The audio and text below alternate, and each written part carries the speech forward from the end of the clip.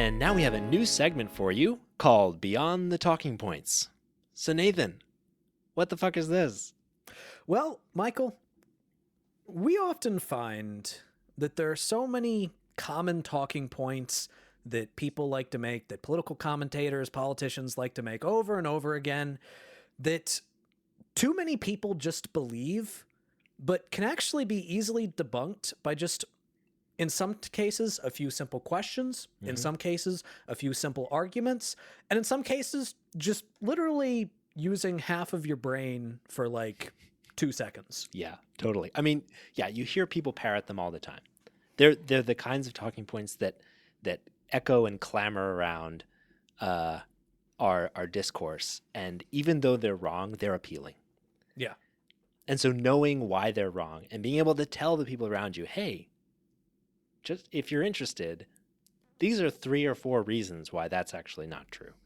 That's a pretty powerful thing to be able to do. And we want you, audience, to be armed with those talking points, with those counterpoints, those arguments, those facts, so that you can go beyond the talking points.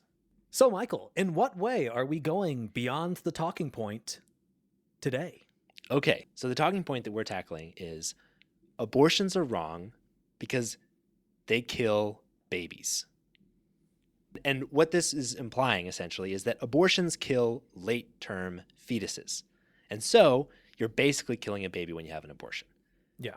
There's a few important things that are wrong with this. Bullet point 1, most abortions are not late-term. Yeah. 50% of abortions in 2020 were medical-induced, right? Medical, like medication-induced abortion. So that's below 9 weeks. In total, 93% of abortions occur before 13 weeks of gestation, with another 6% between 14 and 20 weeks, which means 99% of abortions occur within the first 20 weeks. Yeah.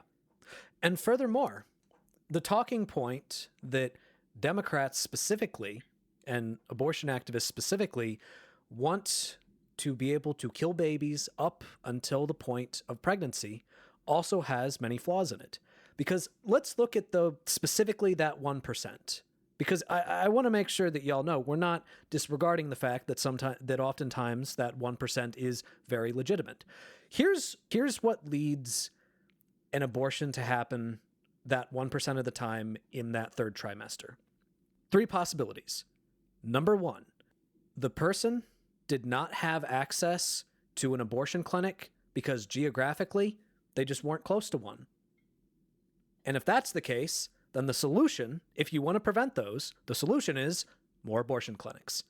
Number 2, the person did not have the financial ability to pay for an abortion earlier on, in which case the solution for that would be public funding of abortion.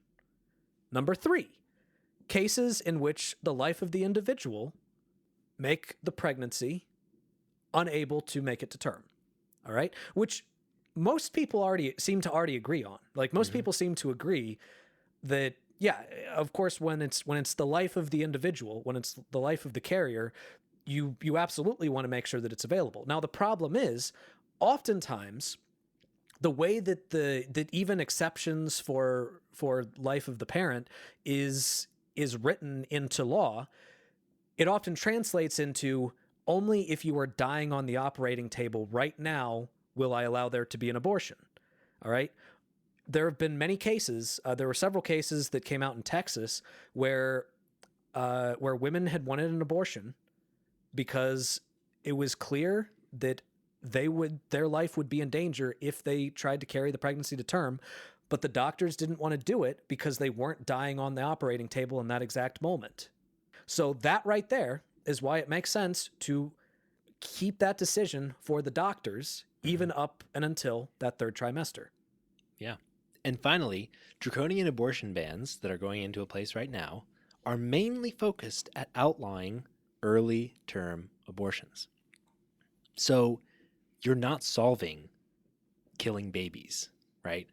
That is a problem that basically doesn't exist and is not the focus of today's abortion bans.